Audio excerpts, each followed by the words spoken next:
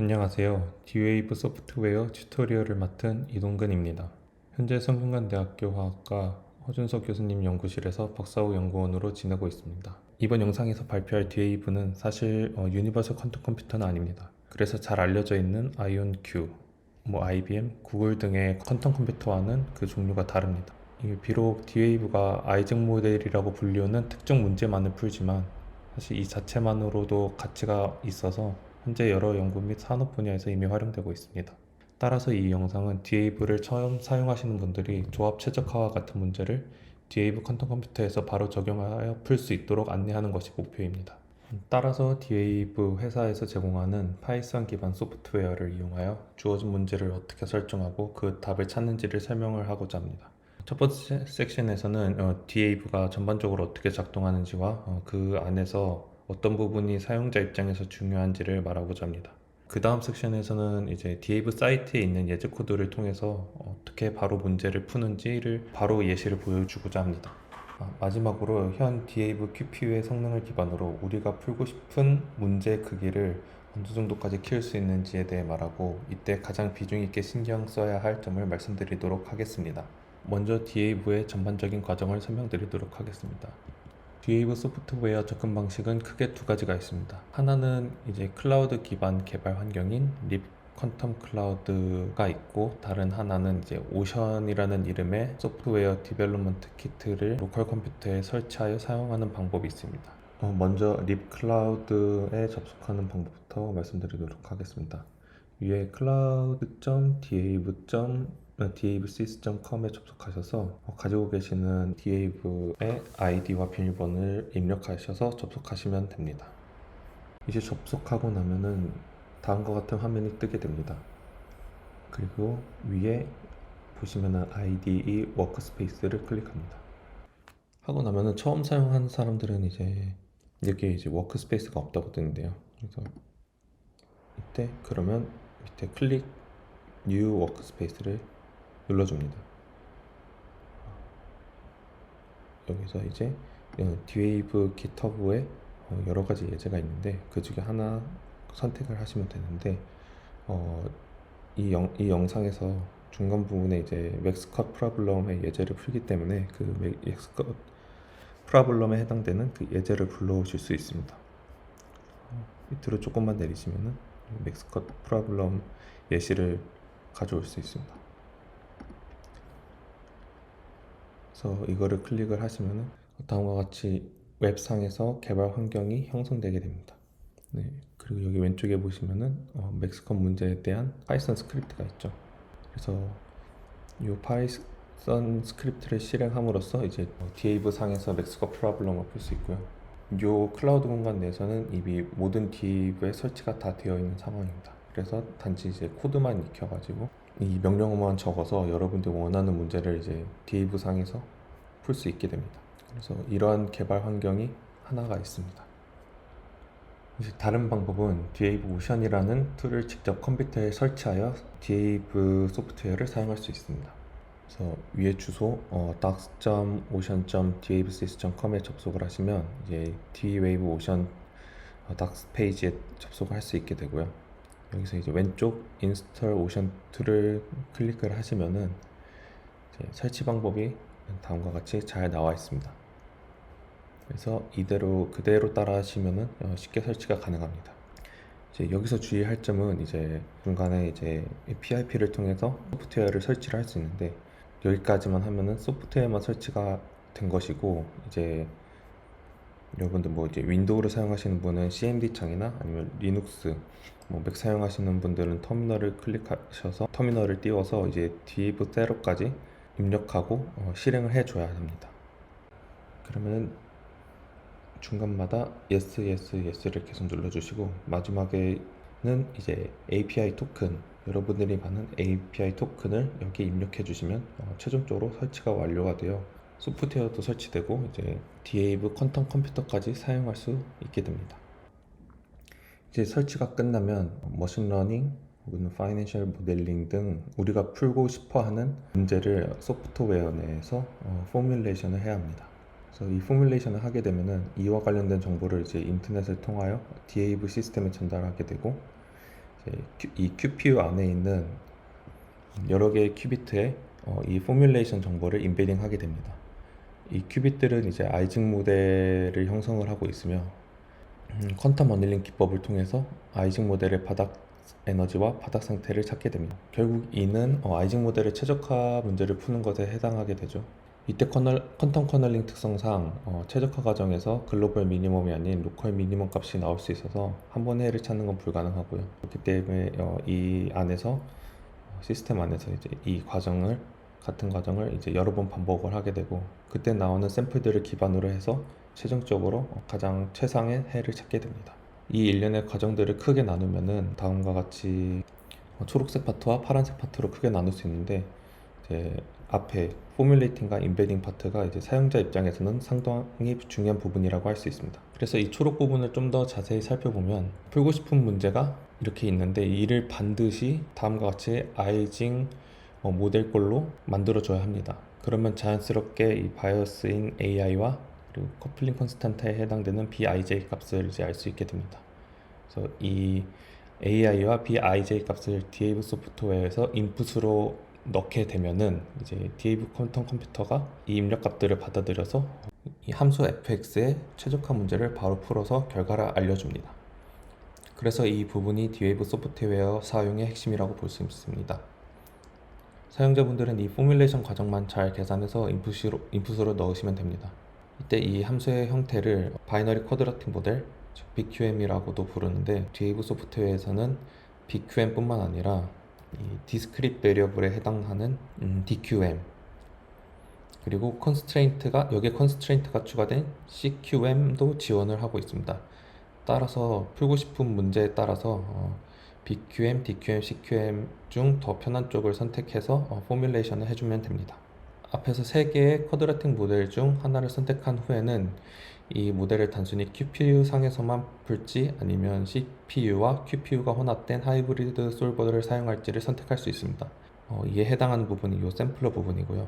그래서 BQM 모델을 선택하게 되면은 디에이브 샘플러 혹은 립 하이브리드 샘플러를 선택할 수 있고 DQM 경우는 립 하이브리드 DQM 샘플러만 선택할 수 있으며 CQM 같은 경우에는 립 하이브리드 CQM 샘플러만 선택할 수 있습니다. 소프트웨어 상에서 이 샘플러를 결정해주면 이 이후에 리소스 선택 및 QPU에 있는 큐빗으로의 인베딩 과정은 자동적으로 처리가 됩니다. 다음으로 실제 2가지 예시를 통해 구체적인 소프트웨어의 실행 과정을 말씀드리도록 하겠습니다. 이 소프트웨어가 파이썬 기반으로 작성되어 있기 때문에 파이썬의 기본적인 문법은 어느 정도 알고 있다고 가정하고 설명하도록 하겠습니다.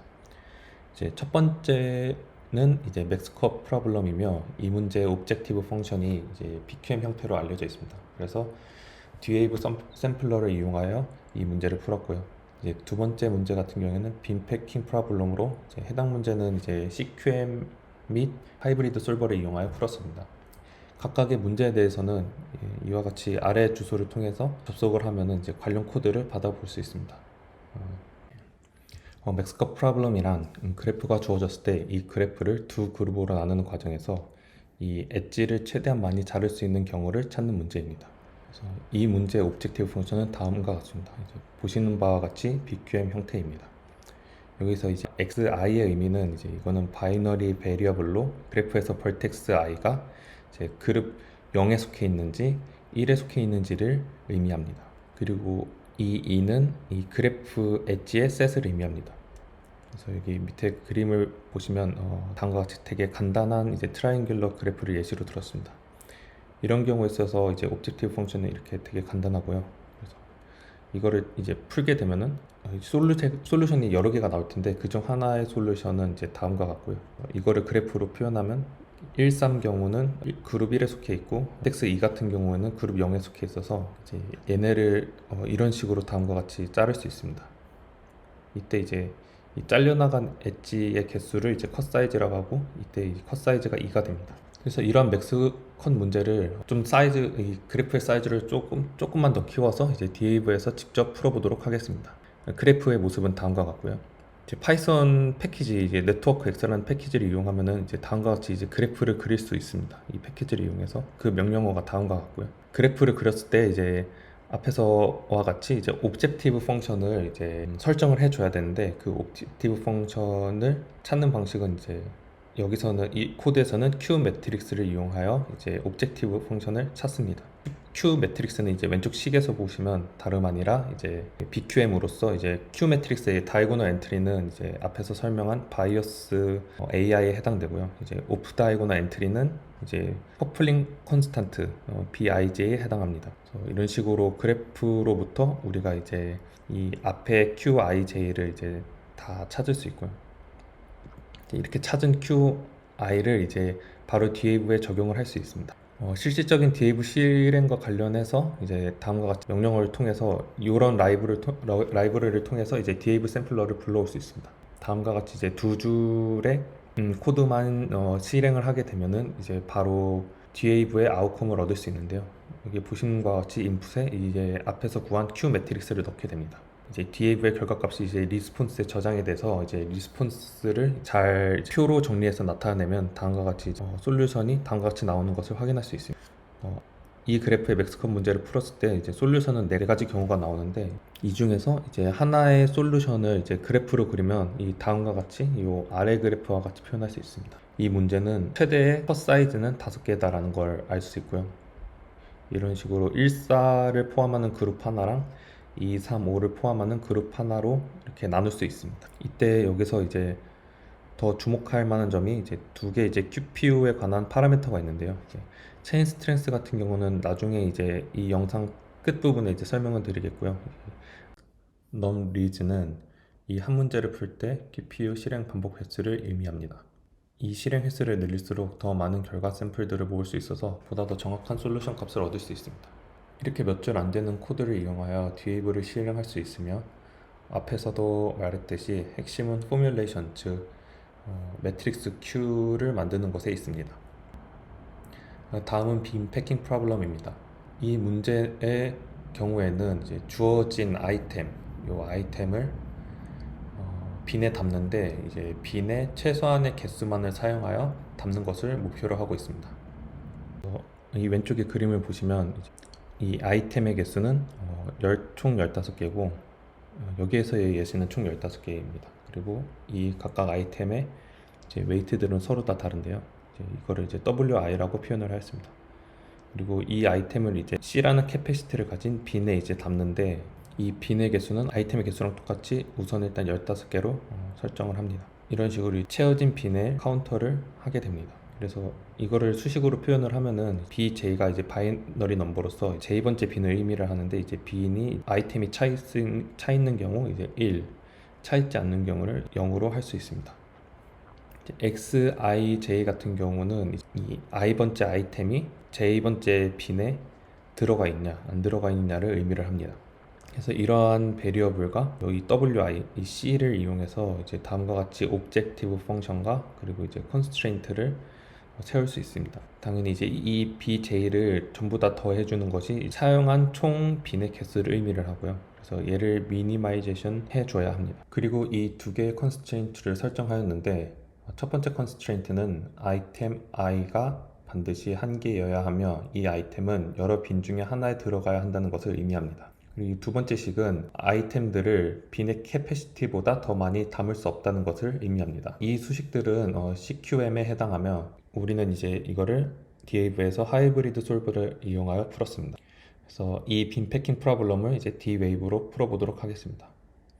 앞에서의 맥스컷 BQM의 경우에는 단순하게 Q 매트릭스만 만들어주면 되는데, 이제 CQM의 경우에는 설정할 것이 더 많기 때문에 코드가 조금 더 깁니다. 하지만 상당히 직관적이어서 쉽게 따라할 수 있습니다. 예제 코드를 자세히 살펴보면, 첫 번째는 아이템 개수를 15개로 설정을 했고요. 아이템의 웨이트를 이제 랜덤하게 뽑았는데, 그게 3과 6 사이의 자연수를 이제 랜덤하게 15개를 뽑았습니다. 그리고 그 빈의 캐패시티는 48로 설정이 되어 있습니다. 이 설정된 웨이트를 보시면은 실행시켜보면 다음과 같은 정수가 랜덤하게 이제 설정되어 있는 것을 확인할 수 있습니다. 앞에서 보인 이제 BQM 예제와는 다르게 이제 CQM에서는 이 바이너리 펑션을 불러와서 정의를 해줘야 됩니다. 앞에 수식에서 이 bj는 코드에서는 빈 used로 해서 베리어블을 변수를 선언을 하고요. ij 같은 경우에는 아이템인 빈으로 해서 이 바이너리 베리어블을 선언을 합니다. 그래서 이렇게 변수를 선언을 하고 이제 이거를 기반으로 해서 오브젝티브 펑션이랑 컨스트레인트를 설정을 하고자 합니다. D웨이브에서 CQM 모델을 불러와야 되는데 그 코드는 두 줄과 같습니다. 이렇게 CQM 모델을 이렇게 불러오면은 여기 이제 오브젝티브를 세팅을 할 수 있는데 이제 이 오브젝티브는 빈 used variable의 썸메이션으로 이렇게 오브젝티브를 설정을 해서 이렇게 세팅을 할 수 있습니다. 그리고 같은 방식으로 컨스트레인트도 이제 세팅해서 추가를 할 수 있는데요. 그래서 아까 두 개 컨스트레인트가 있었기 때문에 컨스트레인트 두 종류를 넣어줬습니다. 그래서 컨스트레인트를 넣어주는 이제 명령어는 이제 함수는 이제 add constraint, cqm.add constraint이고요. 이 첫 줄을 의미하는 게 아까 그 첫 번째 컨스트레인트를 의미합니다. 그리고 두 번째 컨스트레인트도 얘는 이제 이니퀄리티의 컨스트레인트인데 얘도 이제 동일한 방식으로 이니퀄리티를 설정을 해서 CQM 모델에 이제 컨스트레인트 추가하는 명령어를 써서 이제 설정을 할 수 있습니다. 이렇게 설정한 CQM 모델을 하이브리드 솔버에 적용을 해서 이제 솔루션을 찾고자 합니다. 하이브리드 솔버, 립 하이브리드 CQM 샘플러를 불러와야 되는데요. 이제 그 불러오는 방식은 위와 같습니다. 그래서 얘를 샘플러라고 정의를 했고요. 이 샘플러에는 샘플 CQM이 있어서 이제 위에서 설정한 CQM을 인풋으로 넣으면은 이제 아웃풋을 바로 얻을 수 있게 됩니다. 이제 당연히 이제 D웨이브 돌아가는 시간은 걸리고요. 근데 이제 많이 오래 걸리지는 않습니다. 아무리 사이즈가 커져도. 그래서 여기서 얻은 값은 이제 feasible sample set으로 이제 다 저장을 해 두었습니다. 그리고 요 코드는 이제 feasible sample set 중에서 가장 미니멈한 그런 샘플 셋을 뽑는 명령어라고 보시면 됩니다. 그래서 여기는 좀 다소 코드가 복잡하지만 한마디로 정리하면 이 파트에 해당되는 부분이 앞에서 얻은 아웃컴을 비주얼라이제이션 하는 과정인데요. 이 부분만 중점적으로 보시면 될 것 같습니다. 그래서 지금 옵티마이제이션을 해주게 되었고 거기서 얻어낸 결과를 보시면은 두 번째 빈과 아홉 번째 빈이 셀렉되었다. B2랑 B9가 값이 1이다 라는 것을 이제 아웃컴을 얻었고요. 그때 그 빈 두 번째 빈과 아홉 번째 빈의 아이템들이 어떤 식으로 들어가 있는지 그거에 대한 솔루션도 이런 식으로 얻을 수 있습니다. 아까 설정되어 있던 이 웨이트들이 더블 웨이트들이 다 이렇게 빈 2와 빈 9로 다 들어가 있는 이러한 솔루션을 얻었다라고 볼 수 있습니다. 지금까지의 예제들은 D웨이브의 실행에 초점을 맞추다 보니 상대적으로 작은 사이즈 문제들을 다루었습니다. 하지만 이보다 변수의 개수가 훨씬 더 많은 문제들도 앞의 예제와 똑같은 방법으로 코드를 작성하여 풀 수 있습니다. 하지만 문제의 크기가 커질수록 D웨이브 퀀텀 컴퓨터에서 나오는 샘플 아웃컴의 정확도가 떨어질 수 있습니다. 마지막 섹션에서는 이와 관련하여 반드시 알아야 할 개념인 체인에 대해서 설명을 하고 이를 통해 현 D웨이브의 퍼포먼스에 대해서도 말씀드리도록 하겠습니다. D웨이브에서 말하는 체인의 의미가 무엇인지 파악하기 위해서 이제 왼쪽 아래와 같이 트라이앵귤러 그래프를 예시로 가져왔습니다. 이 삼각형 모양의 그래프 문제를 풀기 위해서는 이 그래프 모양대로 QPU 내에 있는 큐빗에 인베딩을 해 주어야 합니다. 그런데 이 그림과 같은 키미라 유닛셀이죠. 이 그림과 같은 셀을 지니고 있는 D웨이브에 인베딩을 한다고 했을 때 완벽하게 이 삼각형을 이 유닛셀 내에 인베딩을 할 수 없습니다. 왜냐하면 이 그림을 보시면 알 수 있듯이 여기서 이제 어떠한 큐빗 3개를 선택하더라도 삼각형 모양과 같은 인터랙션이 없기 때문입니다. 이렇듯 D웨이브 QPU 내에서 큐빗 사이의 커플링이 모두 존재하는 것은 아니기 때문에 이러한 인베딩 이슈는 엣지가 많은 그래프 문제를 풀 경우 발생할 가능성이 높습니다.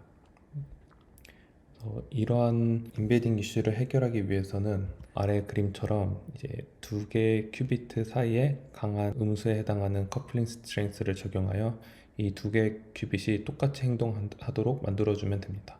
이때 이 큐빗들을 이제 체인이라고 부릅니다. 그리고 이게 바로 이제 로컬 큐빗에 해당합니다. 그래서 이것을 하나의 큐빗으로 보게 되면은 이 그래프는 이제 트라이앵글로 간주할 수 있습니다. 그리고 이 둘 사이의 커플링 스트렝스의 절대값을 이제 특별히 체인 스트렝스라고 부릅니다. 이제 앞에 맥스 커프 프로그램 풀 때 QPU 파라미터로 체인 스트렝스가 있는데 그때 이 값을 이렇게 그래프를 고려해서 이에 적절한 체인 스트렝스 값을 넣어주면 됩니다. 이거는 DAV에서 발표한 그래프 사이즈에 따른 이제 체인 스트렝스 표입니다. 어드밴티지가 최신 QPU이고 2000Q가 이전 QPU 모델인데 최신 모델일수록 큐빗 개수가 많고 큐빗 하나 연결되어 있는 커플링들이 더 많습니다. 체인 스트렝스의 값을 직접 부여하지 않고 디폴트로 설정하더라도 이게 자동화가 잘 되어 있기 때문에 이제 웬만한 문제에 대해서는 좋은 솔루션을 얻을 수 있습니다. 이 앞에서 말한 체인의 개념을 이해하면 DAV의 성능치를 바로 이해할 수 있습니다. 다음 오른쪽 표는 DAV가 공식적으로 발표한 QPU의 성능치 및 하이브리드의 성능치입니다. QPU 표에서는 양극단에 해당하는 네이티브와 클리크에 대해서만 설명하도록 하겠습니다. 어떤 그래프 문제를 풀 때 DAV QPU 내에 체인은 전혀 없고 QPU 하드웨어 자체에 부여되어 있는 커플링만을 사용하는 경우가 이 네이티브에 해당됩니다. 여기서 디그리는 큐빗 하나당 커플링의 개수를 의미합니다. 여기서 이제 키메라랑 페가수스를 의미를 하는데 얘네의 토폴로지 구조는 다음 그림과 같이 되어 있습니다. 여기 이제 이 왼쪽 키메라 토폴로지를 보면은 이 큐빗 하나당 디그리가 6개인 것을 확인할 수 있고 페가수스도 큐빗 하나당 디그리가 15개 있는 것을 확인할 수 있습니다. 이때 가능한 로지컬 큐빗의 개수는 디바이스의 피지컬 큐빗 개수와 동일합니다. 반면 큐빗들의 풀 커넥티비티를 고려한 경우, 즉 디그리가 최대가 되는 경우는 로지컬 그래프에서 클리크에 해당됩니다. 이 표를 자세히 보면 클리크의 로지컬 큐빗 개수가 네이티브의 로지컬 큐빗 개수에 비해 확연히 줄어든 것을 확인할 수 있습니다. 이는 큐빗당 커플링의 개수가 늘어남에 따라 자연히 체인은 많아지게 되고 그에 따라서 피지컬 큐빗 개수가 줄어들기 때문입니다. 그래도 최근에 나온 페가서스 토폴로지 기반 QPU는 로지컬 큐빗이 최대 119개까지 가능하다고 되어 있는데 이는 상당히 고무적이라고 볼 수 있습니다. 하이브리드 솔버의 경우 QPU도 같이 포함되어 있기 때문에 성능이 더 좋아지는 것은 자명하며 이에 관하여 DAV 회사에서 성능치를 표로 이렇게 공개를 하였습니다. 그래서 하이브리드 솔버 성능치 표와 이 QPU 성능치 표를 나중에 큰 사이즈 문제를 풀 때 이 두 표를 참고하시면 좋습니다. 이번 튜토리얼은 여기까지입니다. 이 영상의 핵심을 정리해보면 풀고 싶은 문제를 포뮬레이션하고 DAV 샘플러에 적용한다 입니다. 이 영상에서 소개했던 자료들은 아래 링크들을 참조하였습니다. 이 영상이 DAV 소프트웨어 사용에 도움이 되셨기를 바랍니다. 감사합니다.